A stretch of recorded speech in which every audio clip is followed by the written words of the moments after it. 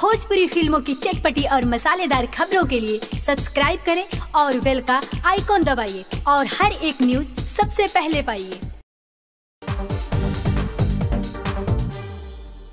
भोजपुरी फिल्मों के jubilee star Dinesh Yadav Nirahua और भोजपुरी गायकी के सिरमौर और यंगरी यंगमैन पवन सिंह को तो आप सब जानते ही होंगे। ये दोनों स्टार एक साथ एक मंच पे नजर आने वाले हैं, जिसके लिए वो लंदन जा रहे हैं। जी हाँ, आपने सही सुना, सुपरस्टार पवन सिंह और दिनेश यादव निरहुआ लंदन में आयोजित तीसरा अंतर्राष्ट्रीय भोजपुरी फिल्म अवार्ड समारोह में शिरकत करने के लिए निकल चुके हैं। वहीं निरहुआ और पवन सिंह इस अवार्ड शो में अपने डांस परफॉर्मेंस से सबका दिल जीतने को तैयार हैं। आम्रपाली दुबे, अक्षरा सिंह भी निरहुआ और पवन सिंह के साथ लंदन जाने के लिए निकल चुकी है। आपको बताते चले कि यसे फिल्म्स द्वारा इस अवार्ड शो का आयोजन 30 जुलाई को लंदन में आयोजित किया जा रहा है। आपको मालूम हो कि पहला अंतर्राष्ट्रीय भोजपुरी फिल्म अवार्ड मॉरिशस में किया गया था, जो बहुत ही बड़ी सफलता हासिल हुई थी। तो वहीं दूसरा अवार्ड समारोह दुबई में ऐतिहासिक पूर्वक संपन्न हुआ था। इस अवार्ड शो में भोजपुरी के दिनेश यादव निरहुआ, मनोज तिवारी, पवन सिंह, खेसारी लाल यादव, रवि किशन, आम्रपाली दुबे, अक्षरा सिंह,